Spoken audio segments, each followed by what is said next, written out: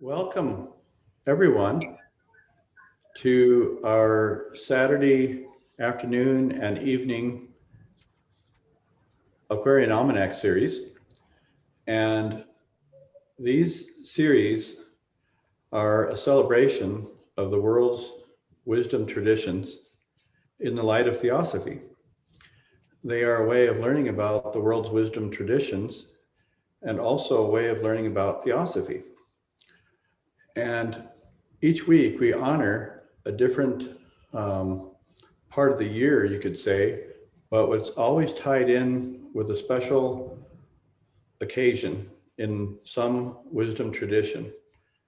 It's either a birthday or a nativity or a death day or a holiday or a festival or a feast or something. And now, Theosophists, not to be left behind or be left out of the picture, we celebrate HPB. And today we are celebrating HPB. There will also be a pretty large event, I think even larger than this one, next week on Saturday. And it'll be at 11 a.m. California time, so therefore 2 p.m. Back East time. And that will be on White Lotus Day itself. One thing that the Aquarian Almanac does pretty commonly is to anticipate dates. In other words, we take a look at a theme in advance of the actual holiday. So this is planting seeds, you could say, for the remainder of the week to be thinking about HPB. And it seems that this year is an incredibly strong impulse in relation to HPB. And I'm admitting people here. So today, let me actually say about last week and this week and next week, because there's a certain continuity, a flow, and a Janus aspect to these occasions. The Janus aspect, like in January, is when you look backwards and when you look forwards.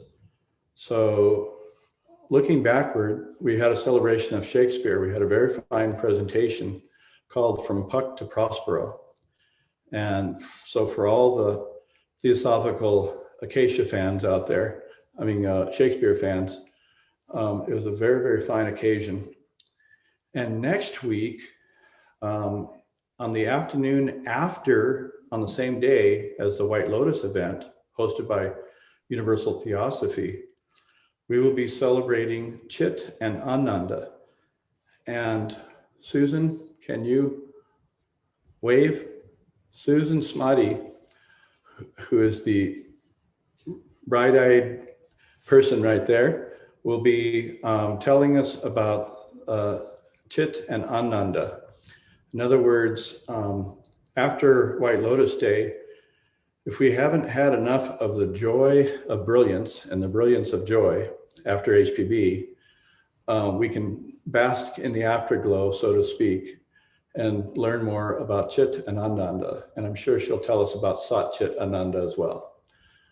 So after that, there'll be one on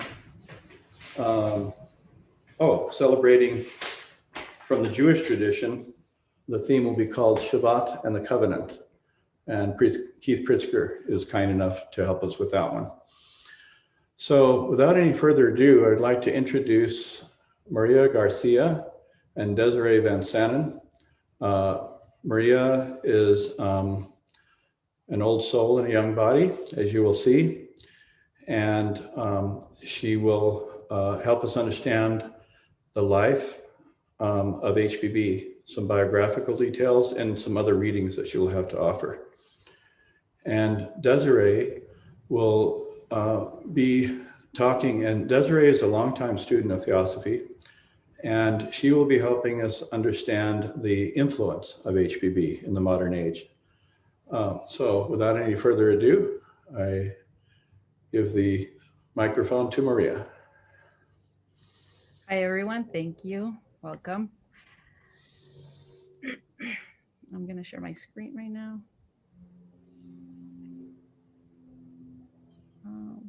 1 second.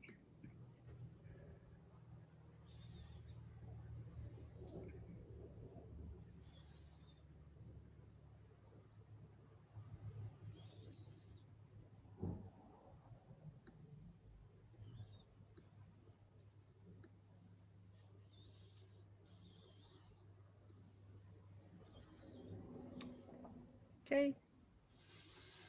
Can everyone see? Yes. Yes. Okay.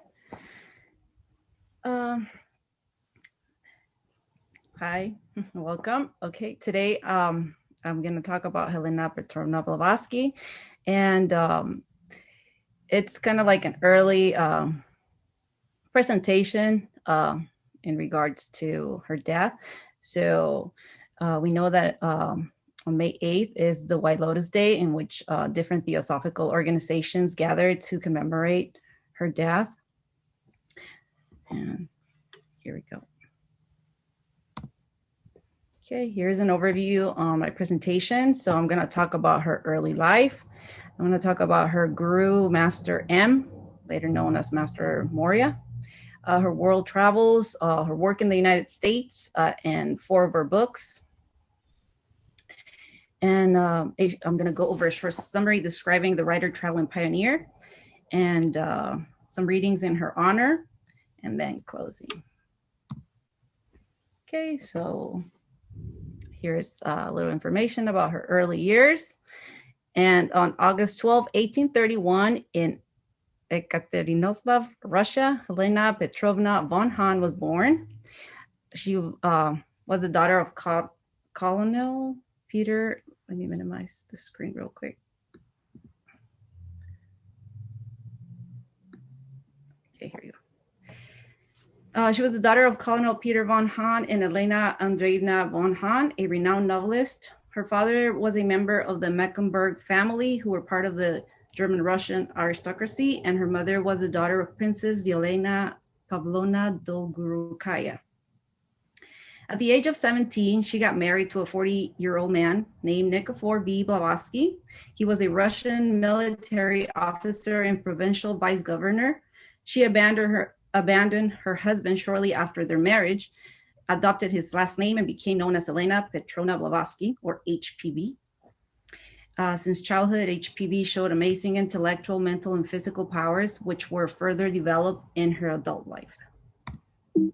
Oh, and the house here, that's where she was born. Now it's a museum. Let's see. Okay, there we go. So here, since childhood, HPB had seen in dreams or in astral form a guru whom will accompany her when she was experiencing difficult times. In 1851, at the age of 20 in London, she saw and recognized her guru, Master M, later known as Master Moria, in his physical form. The day after they met and talked for several hours in Hyde Park. After this encounter, they met again a few years later. HPB was instructed of the great life task that she had to do, which included spending 3 years in Tibet and founding the Theosophical Society. And the bottom picture, where the little boat is the sketch that was done by HPB. It's the night that she had the first physical encounter with Master M. She wrote on her sketchbook, "Memorable night, on a certain night by the light of the moon that was setting at Ramsgate on August 12, 1851, when I met M, the master of my dreams." That was August 12th and July 31st in the Russian calendar, the day of my birth, 20 years. The sketchbook is now in the Adyar archives. So that's a sketch and it's called Memorable Night. Okay, so in search of the origins of existence or truth. Also in 1851, she traveled to Canada, many places in the United States, Mexico, South America, West Indies, and from what is now Sri Lanka to India. In 1852, she made the first attempt to get into Tibet. Was not successful. In 1884, she wrote that she stopped in Lamaistic convents and visited Tsigatse, the Tashilumpo territory and its neighborhood, and further places never visited by any other European before. So I found this map, and it's just kind of like to give us an idea of the places that she visited. So there's Tibet, and that a big green arrow shows the Tashilumpo, which is a monastery or religious site. Okay, and I'm going to talk about her work in the United States. By 1873, HPB had complete control on her spiritual and occult powers and was sent by her master to New York to offer and present to the world the wisdom religion. On April 3rd, 1875, HPB married Michael C. Bettinelli. She agreed to this in name only marriage because Mr. Bettinelli conceded her to keep her last name and independence, and they got divorced on May 25th, so can someone read that to me? I can't see it. 1878. Thank you. Okay. On July 8th, 1878, HPB became a citizen of the United States, becoming the first Russian woman to be naturalized an American citizen. And there is a certificate of citizenship and grant of citizenship. Okay, on November 17, 1875, HPB, Colonel Henry Steele Alcott and William Q. Judge founded the Theosophical Society in New York. And they are the primary three founders. Okay, and 4 books that embrace the substance of HPB message are Isis Unveiled is the first one. In 1877, HPB publishes her first book, Isis Unveiled, in New York. The book became so popular that 1,000 copies were sold in 10 days. Volume 1, she examined ancient systems of philosophy and the foundation of science. On Volume 2, she wrote how the Gnostic, Platonic, Kabbalistic, Judeo-Christian systems were all connected to the archaic wisdom religion, predating the Vedas, Buddhist, Egyptian, and Chaldean belief systems. This book, she dedicated this book to the Theosophical Society, which was founded at New York, AD 1875, to study the subjects on which they treat. Okay, in 1882 in London, HPB completed and published the 2 volumes of her magnum opus, The Secret Doctrine. This book is based on the 19 stanzas found on the, one second. Oh, I can't read and I don't. That's my arrow.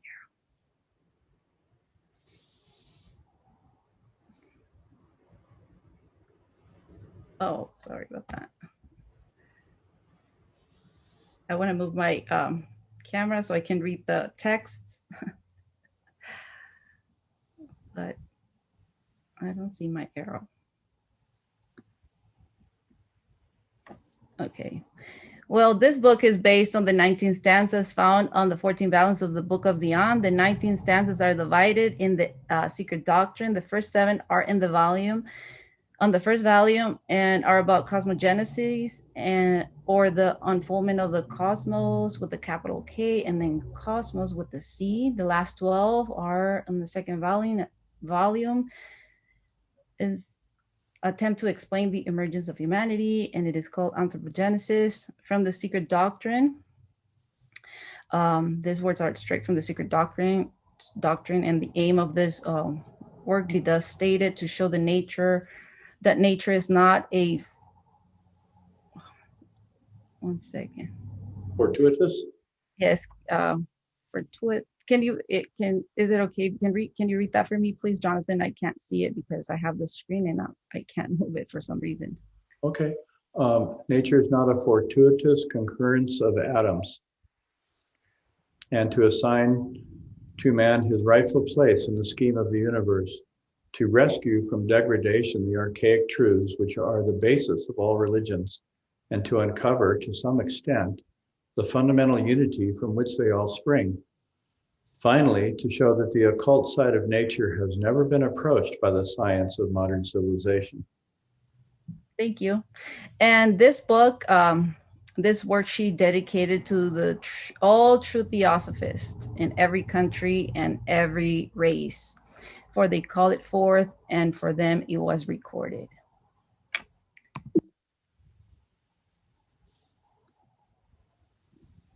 Okay. And the next two books are The Keto Theosophy and The Voice of the Silence in 1889. They were published. The Keto Theosophy is a clear exposition in the form of question and answer of the ethics, science, and philosophy for the study of which the Theosophical Society has been founded by H.P. Blavatsky. That's straight from the Keto Theosophy. And this book she dedicated to all her pupils that they may learn. And I'm sorry, I can't. Oh, here we go. And teach in their turn.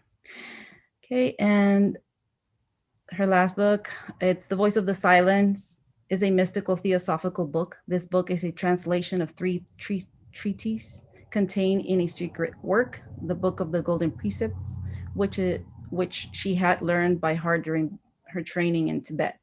And this book she dedicated it to the few. So she the Isis was to the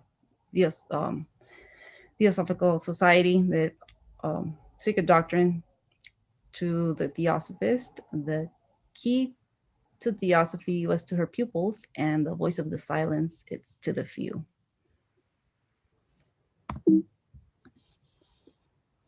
Okay, and the way I see HPB, let me find my,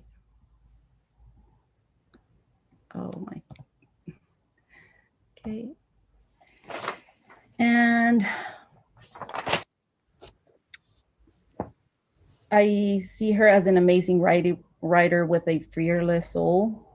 From a personal perspective, after reading HPB works, I can say that in Isis Unveiled, the author assists the reader in realizing the different yet similar ideas that have been given and adopted around the world.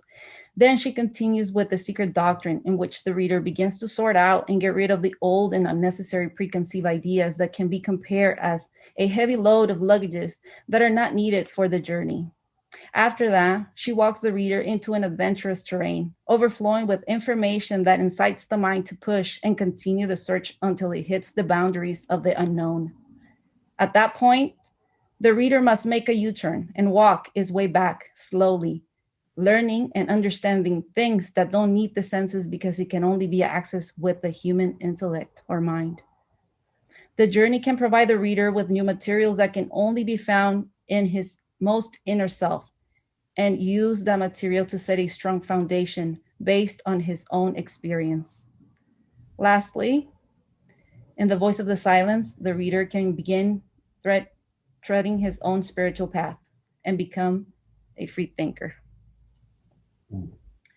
This life journey is gradual, and it takes the reader from ignorance to intelligence, from intelligence to knowledge, and from knowledge to wisdom, from darkness to light. Like the Hermetic axiom reads, as above, so below, from universals to particulars, from the unmanifested to the manifested. That's what I have learned from Blavatsky. Okay, give me 1 second. Here, my next slide is in honor of HPV, and in the will of the late H.P. Blavatsky was made the request that her friends should assemble on the anniversary of her death and read passages from the Bhagavad-Gita and the Light of Asia. And I would like to ask Monica, because she's got a beautiful voice and she reads very clear,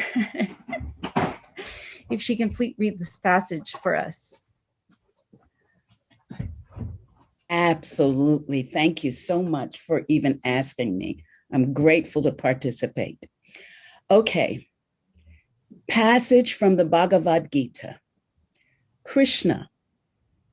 A man is said to be confirmed in spiritual knowledge when he forsaketh every desire which entereth into his heart, and of himself is happy and content in the self through the self. His mind is undisturbed in adversity. He is happy and contented in prosperity, and he is a stranger to anxiety, fear, and anger. Such a man is called a Muni, a wise man. When in every condition he receives each event, whether favorable or unfavorable, with an equal mind which neither likes nor dislikes, his wisdom is established, and having met good or evil, neither rejoiceth at the one nor is cast down by the other. He is confirmed in spiritual knowledge when, like the tortoise, he can draw in all his senses and restrain them from their wanted purposes. The hungry man loseth sight of every other object but the gratification of his appetite. And when he has become acquainted with the supreme, he loseth all taste for objects of whatever kind. The tumultuous senses and organs hurry away by force. The heart even of the wise man who striveth after perfection.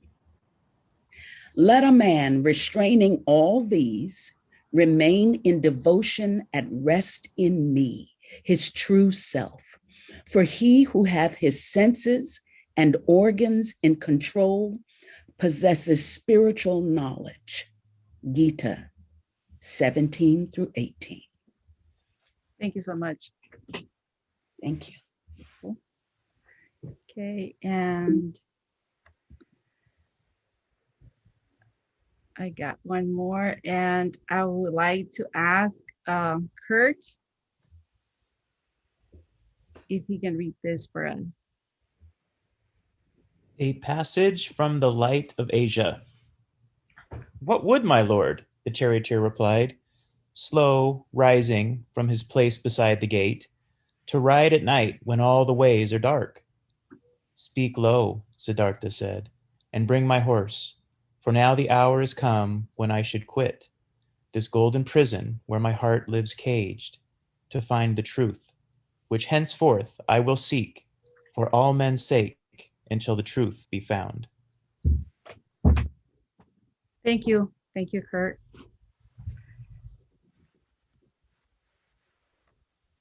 Okay. And I would like to ask Jonathan if he can read this quote for me. Sure. Be humble if thou wouldst attain to wisdom. Be humbler still when wisdom thou hast mastered. Okay. And that's pretty much the end of my presentation. And I just want to say thank you.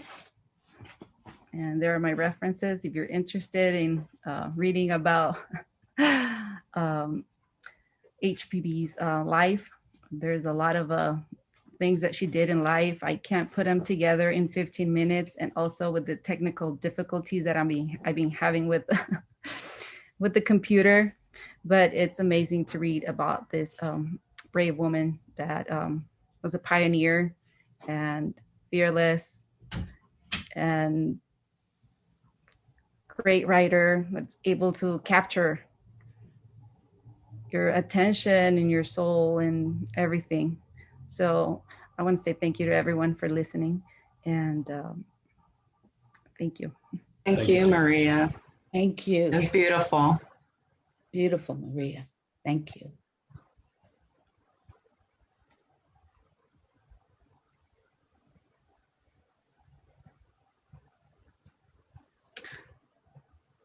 So, Jonathan.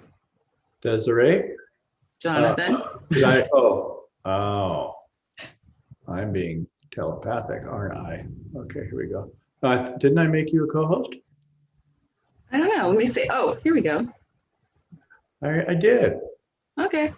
Can everybody see this? Yes. Okay, let me just reduce my picture here. And you want to hit play so we don't see your little slides. Have I ever hit play before? Slideshow, you mean? Yeah. Yes. Okay. Or presenter view. Present online. No.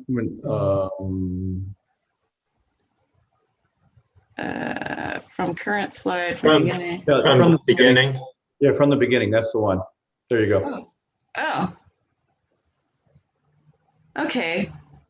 So I'm taking you through the influences that that HPB has had over a few generations now, because she's taken us, her ideas have taken us from the basically the 1860s thereabout up through today. And a lot has changed since she's been around, and the Eastern ideas have kind of infiltrated into everything that we do. But before I get going, I wanted to talk about, first of all, the three objects of the Theosophical movement: to form a nucleus of the universal brotherhood of humanity without distinction of race, creed, sex, caste, or color.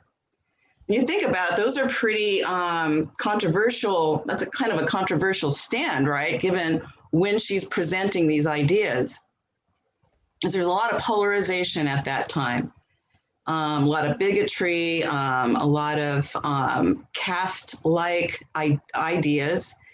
But she's asking us to really step outside conventional ways of looking at life, to stand outside of the institutionalized religions, the institutionalized science, the institutionalized social structures, to look at life and compare and contrast and use correspondence and analogy to really start to think on our own as individuals, rather than just to simply accept things because that's what everybody else accepts, or to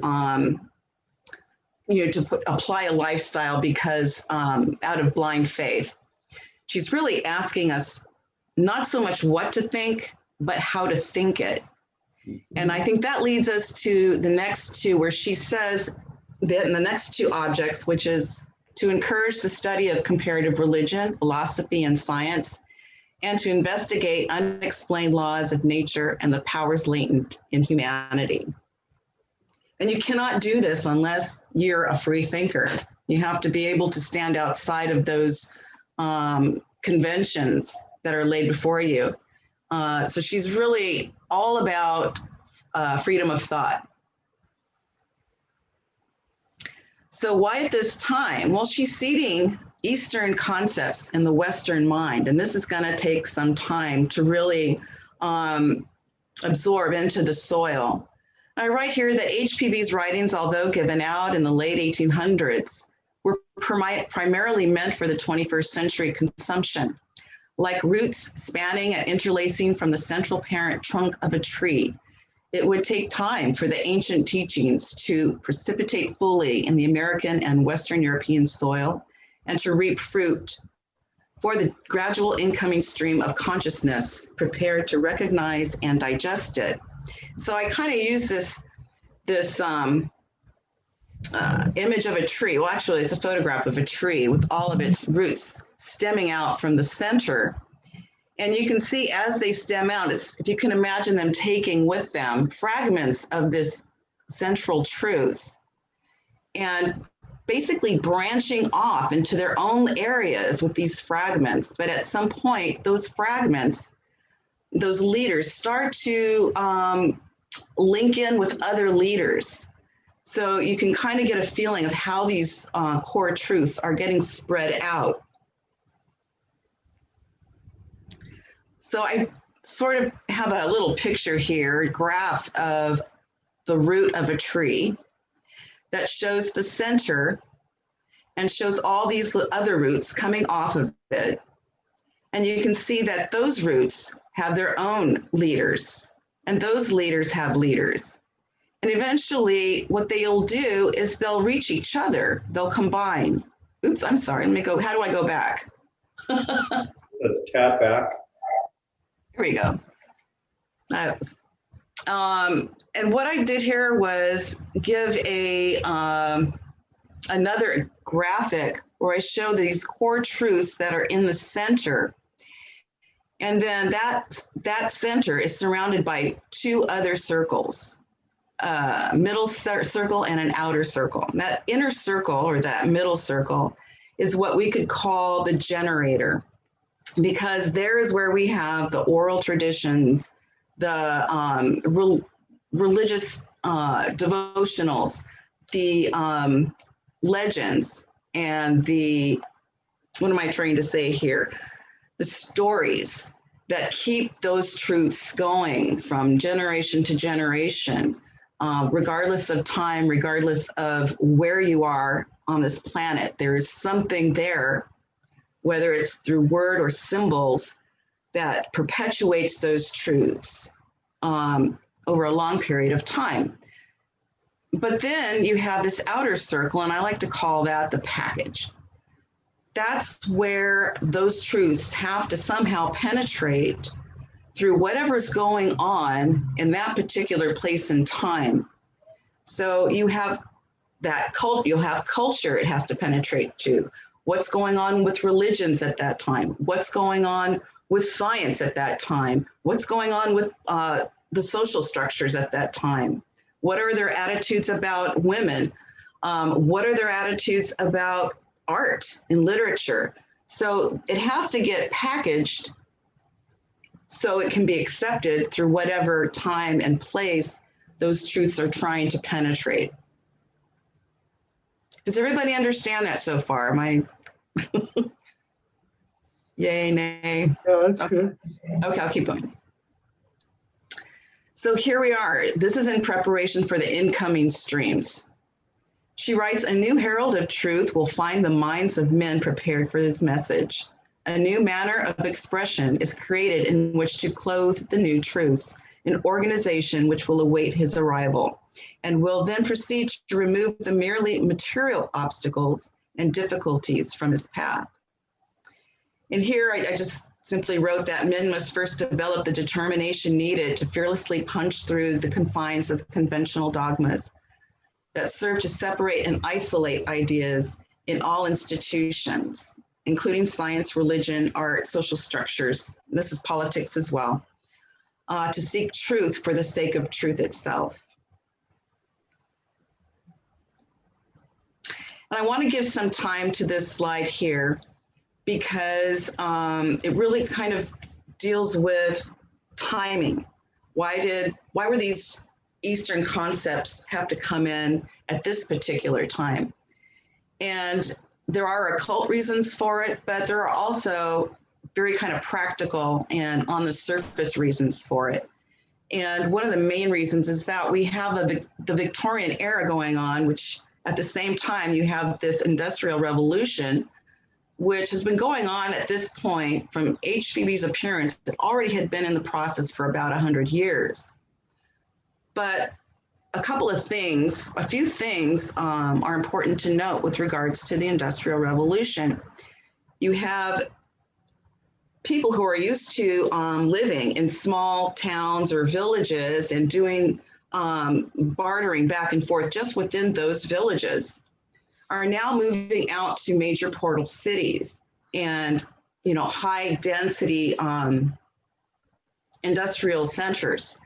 So you have people being exposed to different ways of thinking, to different nationalities, even if they might be polarized or even bigoted in their way of thinking. That exposure is very, very important to the evolution of the human mind.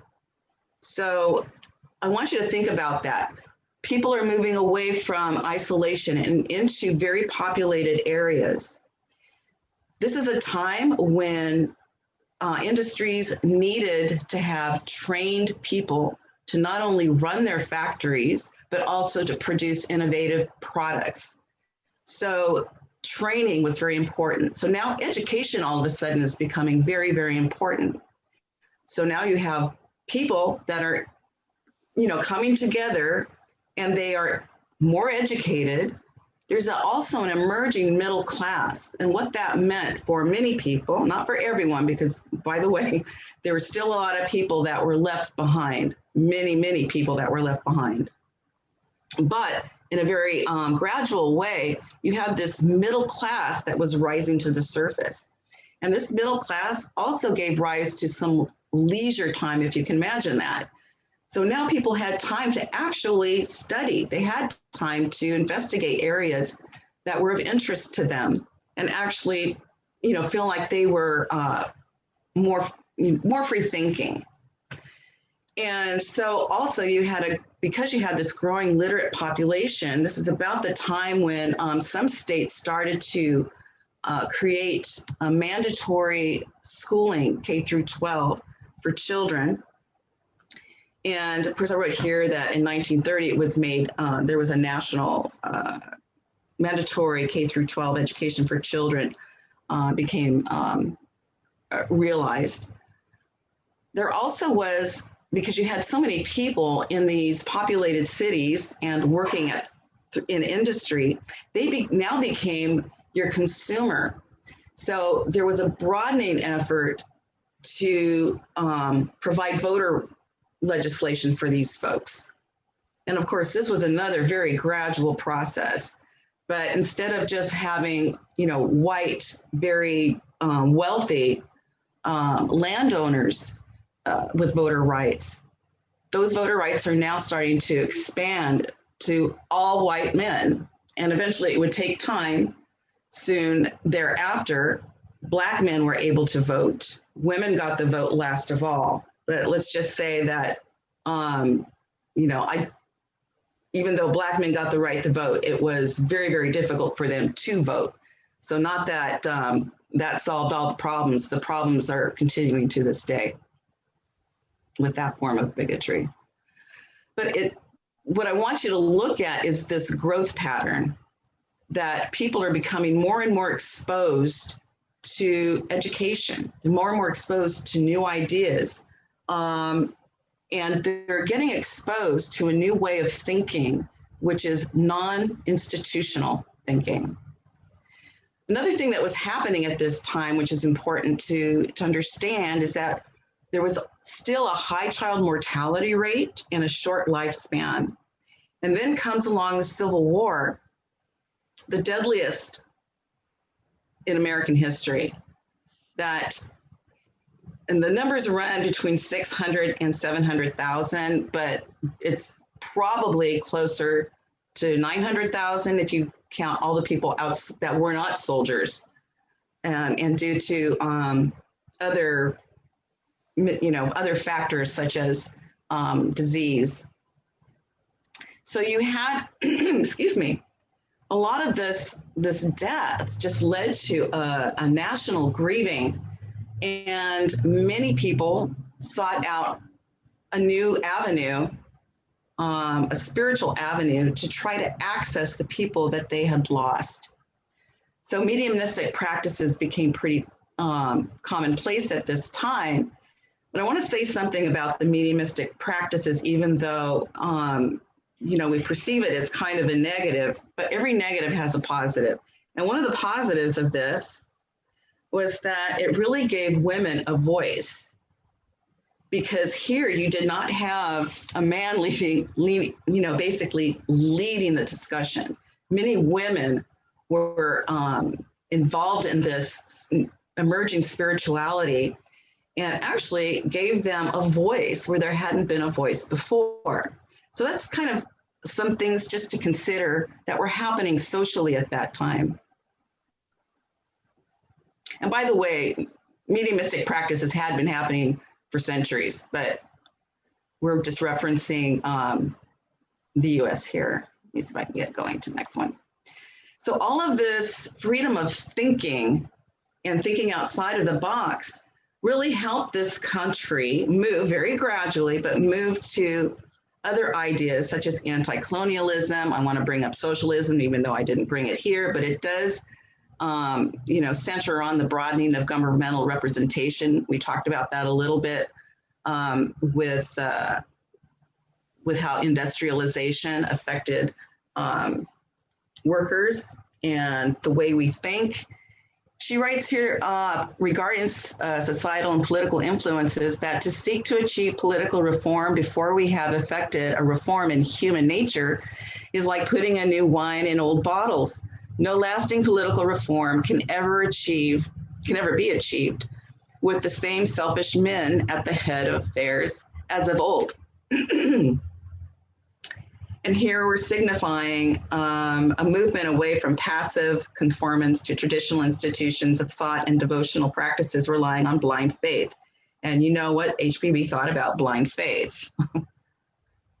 But all of this freedom of thinking, she's really giving voice and giving, license to people to trust their instincts with regards to justice. And most of these, the folks that were involved with the movement were also activists in one way or another, whether it had to deal with anti-colonialism or women's movement or the labor movement. And we'll talk about that in a bit. I just wanted to bring up this little piece here about the 20th century. It's just a summary. The 20th century began on January 1st, 1901, and ended on December 31st, 2000. It was the 10th and final century of the second millennium.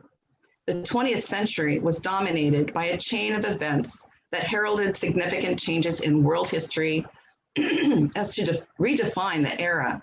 The Spanish flu epidemic, World War I and World War II, nuclear weapons, nuclear power and space exploration, nationalism and decolonization, the Cold War and post-Cold War conflicts. And speaking about decolonization, we have a slide here showing our Mahatma Gandhi. And he's writing about Blavatsky and Olcott and his association with the Theosophical teachings. He writes, Blavatsky and Olcott soon started a publication expounding on their, this was taken from the Gaia website, January 24th, 2018. Blavatsky and Olcott soon started a publication expounding on their theosophical ideologies, much to the chagrin of the British. However, their acceptance by the Indian population led to the creation of a flourishing theosophical society and the eventual construction of its headquarters in Adyar. From then on, Theosophy gained significant traction, and the seeds of the Indian independence movement were sown. This was the first step in breaking down the civilized, and that's in quotes, constructs that British imperialist culture had instilled in Gandhi, eventually leading to his nonviolent, peaceful protests against that very system. He heard Blavatsky talking about a universal brotherhood and the commonality between all religions and races, inspiring one of the most famous political activists of all time. Gandhi attributed much of his inspiration to his time spent with the Theosophical Society. He spoke of Blavatsky as being a major catalyst for his ideas. And so in regards to the women's movement, she writes, and of women in general, she writes, if man is endowed with stronger muscles, women's nerves surpass his in capacity for endurance. The biggest brain ever found in weight and size is now proved to have belonged to a woman. If so many women were found good enough to reign and govern nations, they surely must have been fit to vote. Law was ever unjust to woman, and instead of protecting her, it seeks but to strengthen her chains. I think that's pretty evident how she feels about how women have been treated. And I did place some people here, some women here that were real pioneers back in the day. Charlotte Depard, and I'm sorry for the noise in the background. Most of these women here, Annie Besant, Maria Montessori, Clara Codd were not just involved with Theosophy. They were also very much involved in the women's movement. They were involved in the welfare of children. They were involved with labor. So you're not going to find many of these early pioneer theosophists who weren't activists in other fields, in other areas. And then Theosophy was also, or those teachings were also the catalyst for a lot of thinking outside of the box when it came to art, because they really focused on trying to pull that spiritual side of us out. And modern art wasn't always appreciated by everyone, but Theosophists understand the nature of this type of symbolism and abstraction. And it gave a place for these new kinds of thinking artists to really present their work without feeling that they were being, without being, attacked with too much bias. So I want to just kind of read here out of an article from Kathleen Hall from 2002, speaking about Theosophy and the emergence of modern abstract art. She writes, at the turn of the 19th century, a movement in art emerged that was a response to higher awareness of cosmic truth. Modern abstract art was the visible manifestation of spiritual ideals professed through the teachings of Theosophy and other wisdom lore. The artists of this movement were scribes who painted that what words could not say. And Hilma Klintz, and I'm not sure if I'm pronouncing her name right, but she belonged to a group called The Five, a circle of women inspired by Theosophy who shared a belief in the importance of trying to contact the so-called high masters. And then we have, let me just see if I can read it here, Wassily Kandinsky, who writes that she, meaning HPB, began one of the greatest spiritual movements which unites a great number of people and which also has established a material form of this spiritual phenomenon in the Theosophical Society. And then Piet Mondrian, who writes of Theosophy, that it was through Theosophy I became aware that art could provide a transition to the final regions, which I call the spiritual realm. So you see, you have this growing effort due to this freedom of thought and expression to extract out from the innermost parts of ourselves and reflect that in art. And Theosophy played a major role in just giving license to these artists to do that. I want to talk a little bit about science and theosophical teachings. Let's see.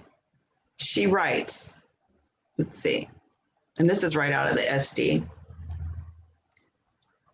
Since only a certain portion of the secret teachings can be given out in the present age, if they were published without any explanation or commentary, the doctrines would never be understood even by theosophists. Therefore, they must be contrasted with the speculations of modern science. Archaic axioms must be placed side by side with modern hypotheses and comparisons left to the sagacious reader. And I think this one graphic here is pretty cool. So we have, I just gave a few that I picked through the archives of scientists who are also theosophists. But I wanted to talk a little bit about some of the trends in abstract thought have led to, which is this idea, quantum physics, quantum mechanics, and teleportation, the electric patterned intelligent universe, the use of echo mapping, spectrometry, W mapping, electrochemistry, study of near-death experiences, advances in health through medicine, through yoga and Eastern medicine, black matter or energy, or I should say dark. Oops, what did I just do? Dark matter and energy, and gravitational waves. Also neuroscience in our study of dreams, telepathy, and psychokinesis. Those are just a handful. There's so many other avenues of science that are being tapped into because scientists have a growing need to know truth. They have a growing desire to explore nature and not to bend nature to his need, but to actually observe nature in its own movement and environment, and then report on it. One of my favorite guys here is Max Planck, our theoretical physicist. We have a constant in math devoted to him. He is responsible for coming up with this constant, which helps to, well, basically it's an equations where you're trying to measure light,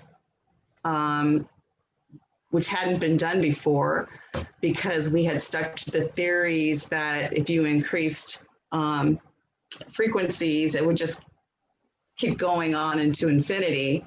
And anyways, that's a whole other presentation. I can't get into it now.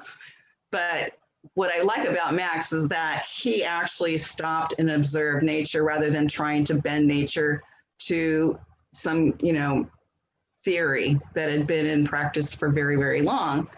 And instead, he just watched nature to see what it did, and he developed an equation that reflected what he was observing. At least that's what I'm understanding he did. But in doing so, he actually was able to develop a kind of equation that could fit for any type of light energy you were measuring. I'm not a physicist. I'm obviously not a quantum physicist, but I read up a little bit about him, and it was pretty interesting. Also want to show you this little quote here from Einstein, which I love. He writes, "Wisdom is not a product of schooling, but the lifelong attempt to acquire it." Also have Thomas Edison here, American inventor, and our current day Rupert Sheldrake, physical and parapsychologist.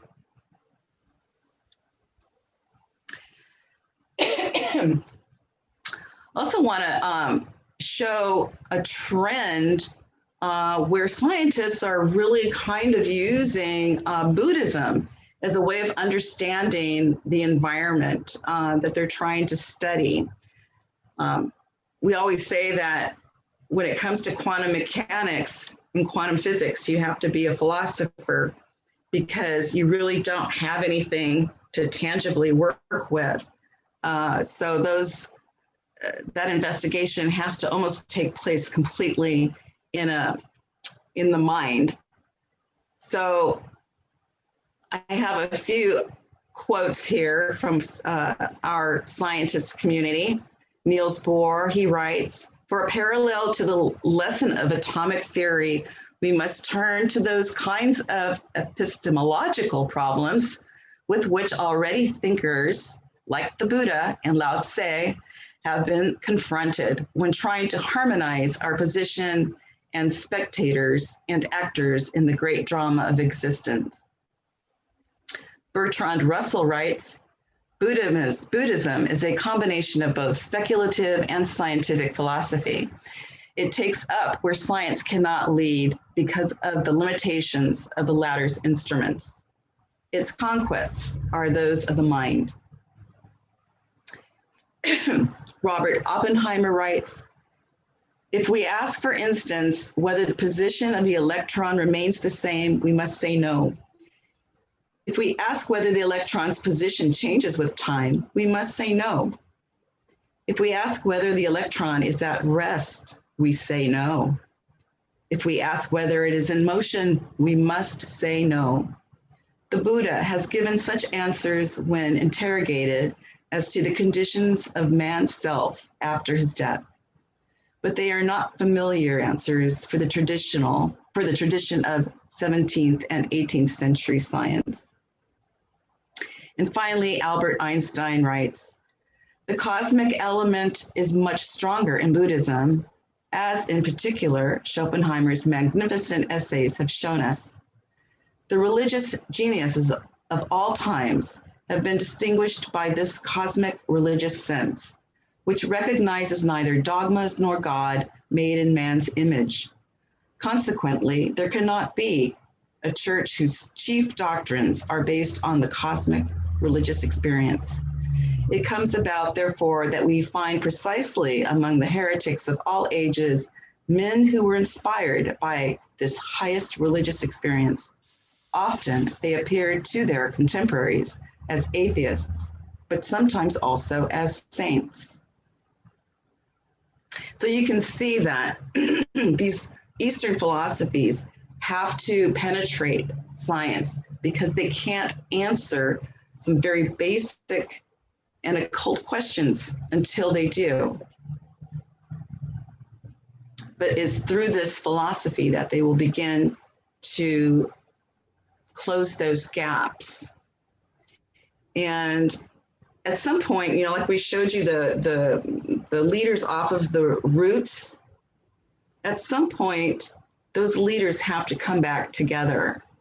And science currently operates in silos. So if you can take any ology that's out there to study, it almost doesn't want to seek information in another ology. That's going to change over time when we access and get into fully the Aquarian age. All those ologies will be starting to work together, like the leaders off of those roots. They will need to find a way to do it in order to close gaps. And we have some great 20th century writers. These writers, also theosophists, are really set the stage for science fiction. They're futuristic thinkers. They're outside the box thinkers. They include ideas on fantasy and mysticism, and also politics. You're not going to find too many of these writers who don't have some kind of a footing in politics in terms of advocating for the poor, those people who do not have as much voice. They really are nationalists in some cases with our Irish poets. So they really are making a statement here that says, I am a free thinker.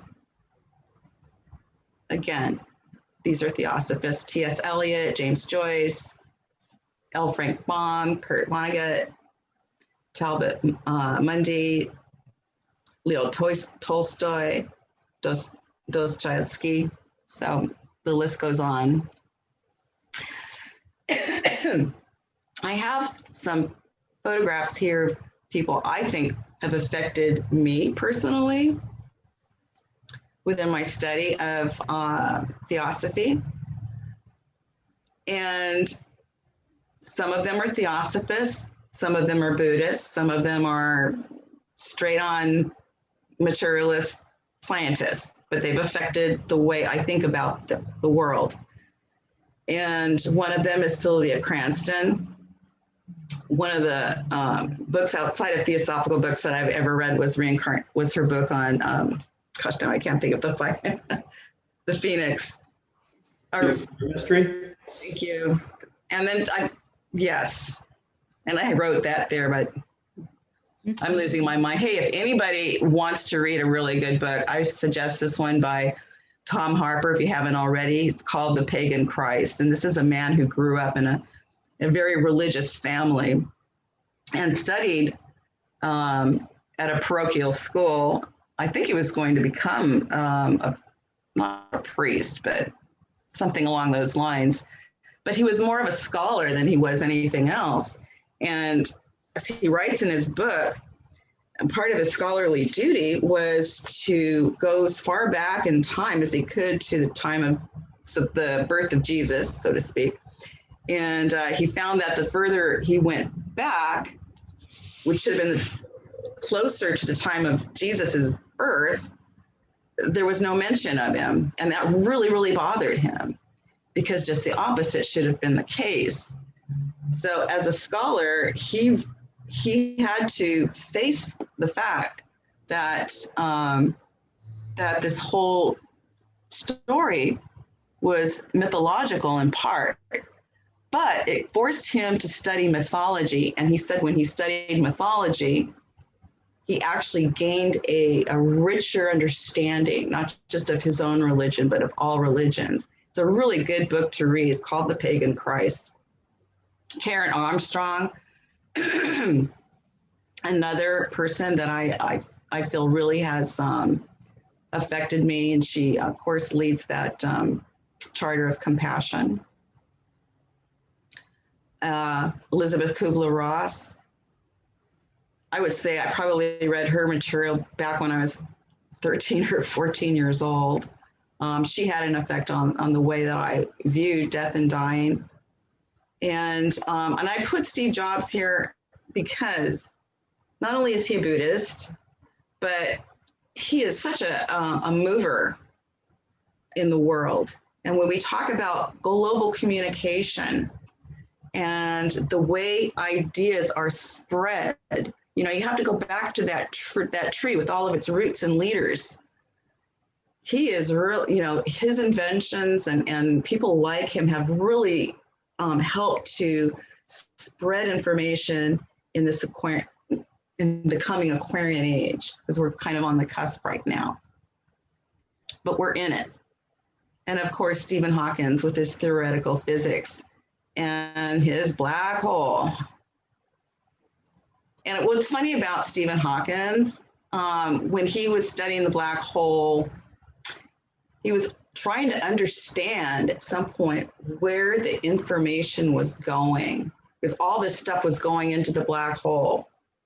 But he referred to it as information, which I thought was really, really interesting, why he would refer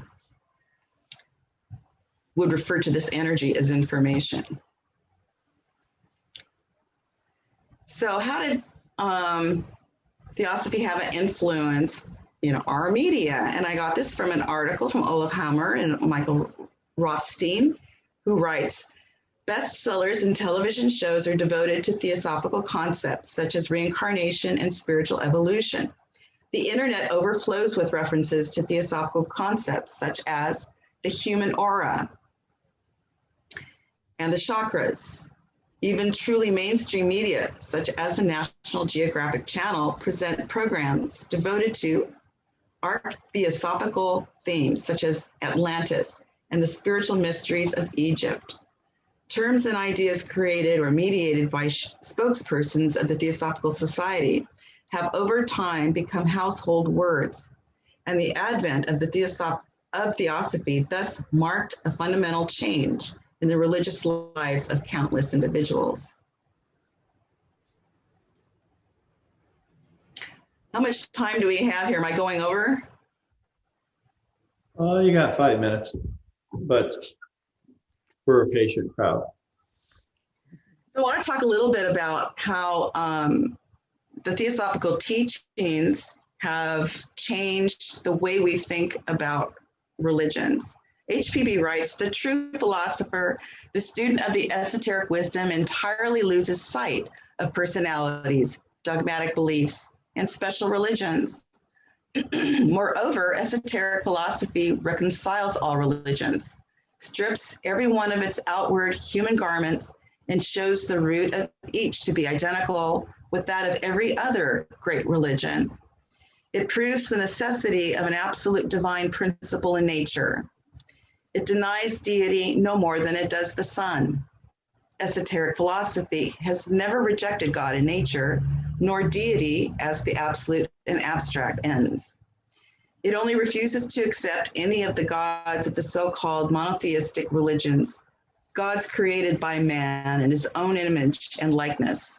a blasphemous and sorry caricature of the ever unknowable. And let me just go down to the last, since we're kind of running out of time.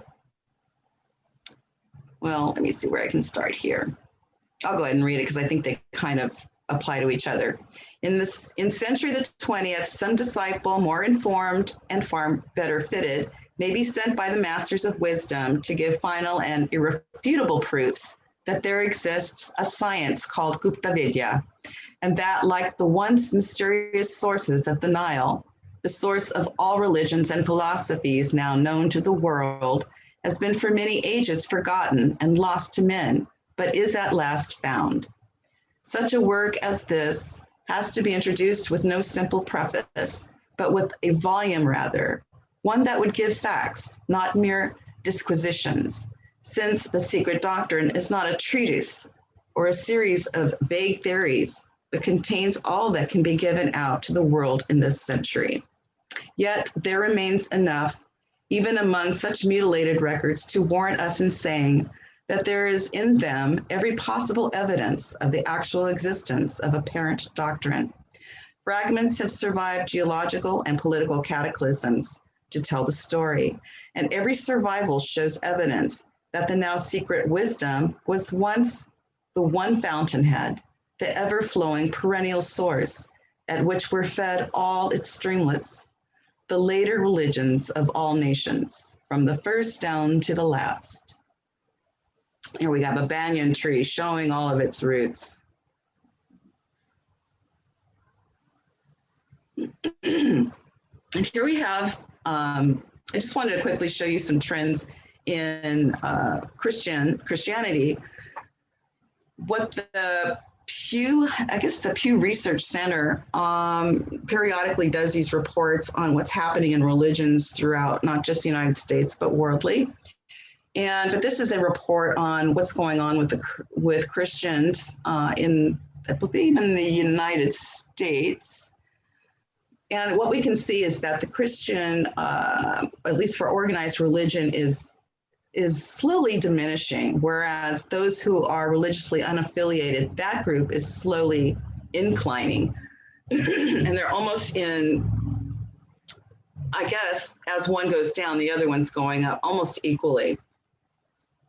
So I know that HPB said there'll become a time, and it's probably in the Aquarian age, where organized religions will be a thing of the past. And I wanted to speak to that just a little bit in this article. It says a Pew Research Center survey published in November revealed that millennials are less attached to organized religion than their parents or grandparents were at the same age, with only about 40% saying religion is very important in their lives. However, the same survey revealed that about 80% of millennials believe in God, and increasing numbers identify with statements like, "I feel a deep sense of spiritual peace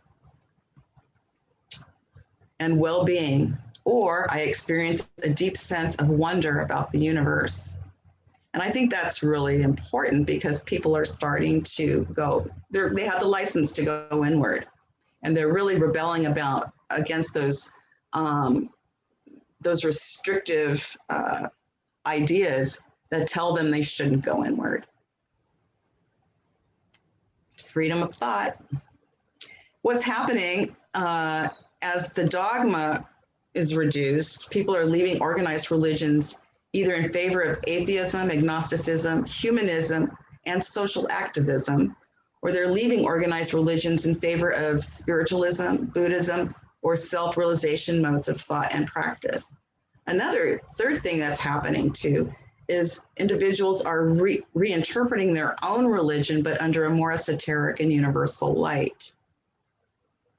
I find that they're actually in some Christian groups, they're actually starting to incorporate karma and reincarnation and looking in their Bible and saying, yeah, see, it's right there.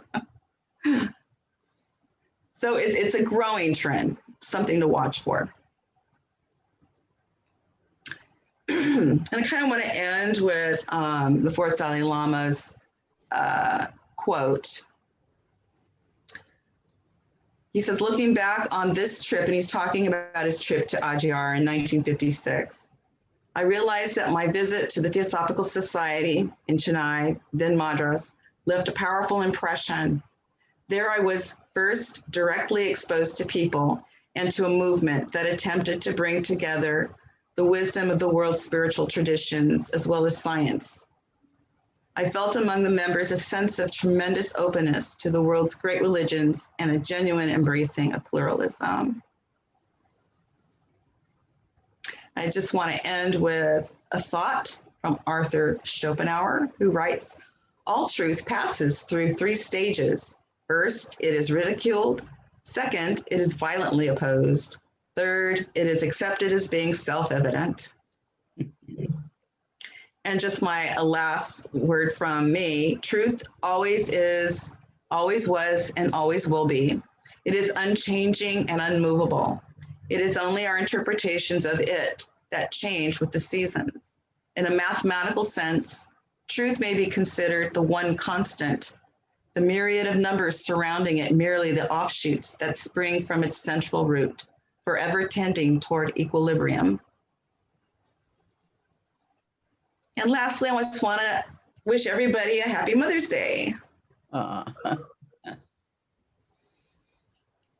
Wonderful. I'm sorry it took so long. My mouth, I swear to God, is numb. I have to take the water. So great. Thank you. Thank you guys for listening and being patient through all that. Do you want to, I guess, unshare it, even though it's a lovely message? Seeing all of each other is even more lovely. Thank you so much for that. The beautiful, both of you, the beautiful care and lovingness that went into those slides and thoughts. We technically we're out of time, but for anybody who would like to stick around, maybe a few questions might want to be asked of Maria and Desiree.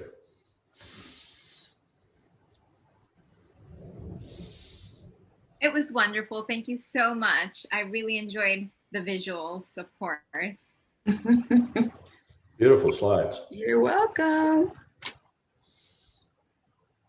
Did everything make sense? I mean, talking about the history of the Industrial Revolution and all that. Yeah. We're able to like pick up on what was going with the movement of thought.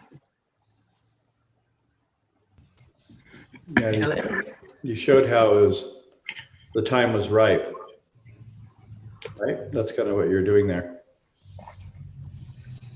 And yeah, go ahead. Sorry. Go ahead. Yeah, I can have a comment or a question. I don't know yet. Maybe I'm very naive or I don't know much about theosophy, but was it really is it the right way to ask the question? I don't know. I realized from what you were saying, let's say, maybe, that apparently, to me, theosophy was a big bringer of spirituality in the Western world. Were there other movements or other groups that were doing the same? I think so. I think for me, it was mostly about the freedom of thought, because you could say, yeah, there was a lot of other groups that were, kind of doing something similar. The biggest difference for me, and this, this is just me, is that she was really asking people to think independently. She was really asking people to use this idea of correspondence and analogy. I don't feel like she was telling me what to think so much as she was telling me how to process information, how to investigate information. Because you can apply that to anything. If you're looking for, if you want to get to the truth of something, you're not just going to accept it on blind faith. And I think a lot of other organizations, even though they might have were writing on spiritualism or writing on Eastern philosophies, I don't think they were professing necessarily this freedom of thought. And that's the key thing that I really wanted to get through, is that she was asking people to break down those institutionalized barriers. Mm-hmm. And the people that followed her were active. They were actively trying to do that. So to me, that kind of embraces the heart of who I am, because, you know, as a union member and as a, you know, person that sees injustice all over the place, you know, it's important to be able to stand outside of the conventional ideas that are going on and be fearless enough to say, I don't agree with that. To what you're saying, the quote from the Dalai Lama that you shared really reflects that. So I like that very much. Yeah. Yeah. You know, if you think of a child, I have to think of this every time we get into this idea of freedom of thought. I was working at the school, and I just happened to be walking down the street getting to my office. And this was at a time when, was it Proposition 8 or something? It was really anti-gay propaganda. There was this man who was a far-right, Christian, who was holding up a sign that says, Jesus hates homosexuality or gays or whatever word it was. His little daughter was standing behind him as far as she could get. Because he was out there, and in my mind, making a fool of himself, holding up this sign, wanting his daughter to do exactly what he was doing. And she knew better. As young as she was, she knew better. She knew that was not just. And she was trying to stand back from his forest. And I felt so bad for her. I just wanted to run up to her and hug her. I knew what kind of a trial she was going to have to go through growing up in this family. But here's the thing. Sometimes you have to experience the worst part of people so that you be introduced to the best parts of yourself. That freedom of thought is so darned important. Okay, I'm over talking again. Oh, it's wonderful. Keep on. Oh, it's Exactly. wonderful. Thank you. Exactly. I think Maluka wanted to make a comment, or maybe she had a question. Maluka? Oh, hi, Susanna, and happy Mother's Day to the mothers and to your mothers. Mothers. And Desiree, lovely. Seems like you digested quite a bit of the information that you presented, so bravo. Oh, thanks. It takes a lot of thinking and research to do what you did. I respect that. Thank you. Regarding what you just said about on the previous question, it is true that HPB, the main source was to bring the freedom of thoughts. And so that I want to clarify something. Remember that she was the first to write these teachings, and it was a female. And it was during the Victoria time, which you point out before, there was a suffrage, later on developed the suffrage movement. Yeah. Mm-hmm. Certainly she came to expand that. She was the figure that was the trendsetter for what's coming. Female, unconventional. She did things that annoyed people. She was controversial. She just was breaking all the patterns, making a lot of people think and getting out of their comfort, and have men to respect her, because she was highly respected by men, Edison and those great thinkers. The other thing is that these teachings as theosophical thinking and the teaching of the East, that was for the first time presented to the West through her. Regardless of the spiritualists, regardless of all the movement that were happening at the time, most of them was dogmatic with a lot of superstition. Even the Buddhism have a lot of superstition at the time too.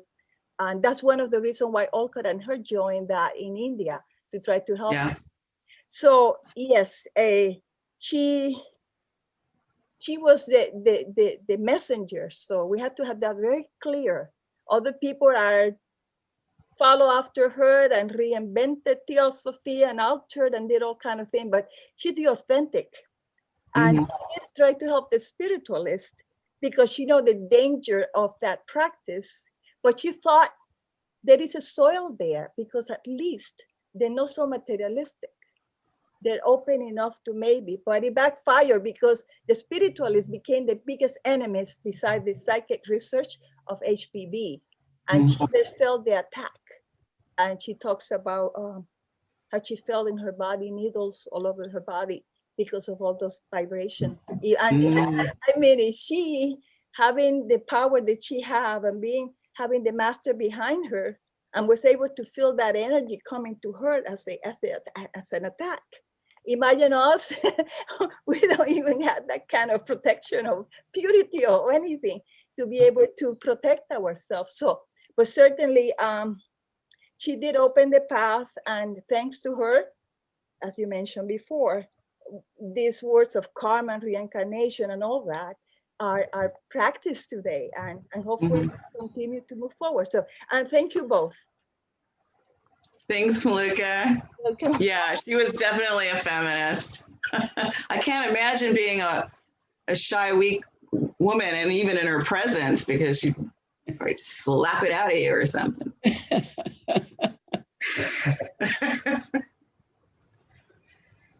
I wanted to ask Maria a question, if I could. I was wondering, when you kind of read that material in the biographies about her early life, and that she had these visions, and that she met those teachers when she was either 20 or 21, and she, like you said, that she had a pretty long conversation with them. How do you think that must have been for her?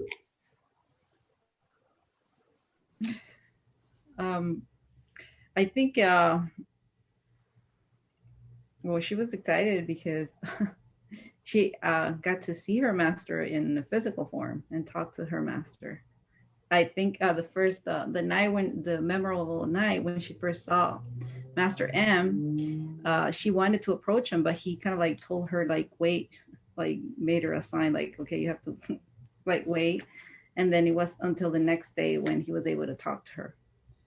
So, yeah. Can you imagine being told all that? You know, like, oh, by the way, you're going to Tibet for 3 years and things like that.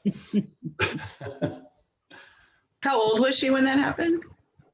She was 20 on her birthday. On her birthday. Wow. That's her birthday present. Yes.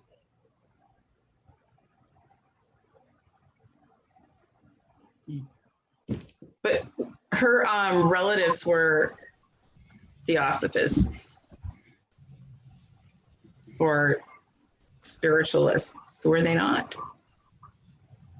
Her grandmother, after her mother passed away, they went to live with her grandmother, and she had a great amount of books that she will read, and also that the house was pretty much kind of like a castle that had like some places where she would like to go and hide and talk to this invisible creatures. So she, Wow. yeah, so she had some psychic powers since she was a little girl. Well, Yeah. Oh, go ahead. I just wanted to ask one question.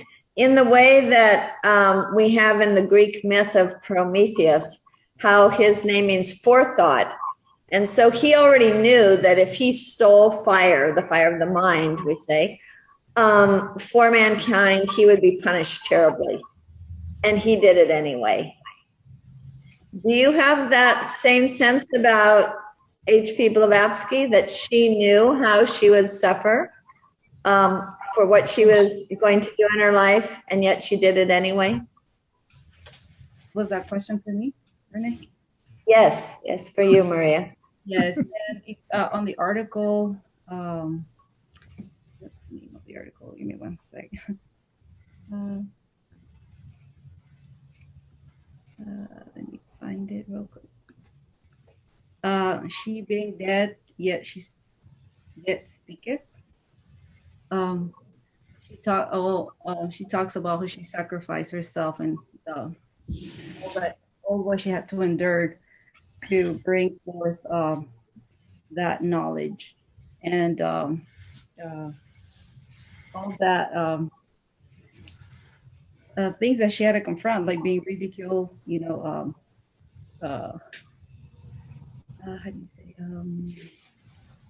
she was what's the word, treated as someone that was not saying the truth. How do you say, what's the word? Charlotte. Charlatan, yeah. Yes. So she went through a lot, but she was a fearless person, and I admire her courage in every way, in every aspect, because it was in everything she did was in a very was for an unselfish cause. An unselfish cause, to bring light to us, to bring that knowledge, to make us think, to use the manas, not the lower manas. Well, to help, to kind of like teach us, not point to us how to use our lower manas to get to that higher manas. I want to say that if it wasn't for her writings, I read it from her books, I learned it from her, I wouldn't be able to, think of those great truths that are in all of us. Those seeds are within us. And when we read Blavatsky, we're able to sense that something within us, sense that truth in those ancient teachings. Thank you so much. I hope I answered your question. Sometimes. Why don't we leave it at that? It's an extremely high note, and it's very much appreciated. And it's planting the seeds for next Saturday for not only the White Lotus Day celebration with Universal Theosophy website. And by the way, I think you have to register for that, but you all have been probably getting some emails. If not, I can forward to you. And you just sign up, I think. And so we've really been given some keynotes to think about for the week as we prepare for next week. And fittingly, the Aquarian Almanac series will be discussing Chit and Ananda, which is just a wonderful theme to be reflecting on in relation to HPB and the study of philosophy. As many are beginning to realize, Theosophy is the most joyous thing, and it's to be thought about with a smile, and it's to be something, at least in my mind, to be grateful for. And I think that Maria and Desiree have exemplified that for us. So next week it'll be Chit and Ananda. After that, it'll be Shabbat and the Covenant. So we'll learn a little bit about Judaism, the light that Theosophy shows on Judaism, but also the light that Judaism throws on Theosophy. And after that, the theme will be the mystical Pentecost and the Pistis Sophia. Thank you all very, very much for coming. Have a great week. Thank you. Thank you. Thank you. Beautiful, beautiful presentation. Thank you so much. Thank you. Take care, everybody. Thank you, Desiree and Maria, so much. Thank you. Thank you for the opportunity.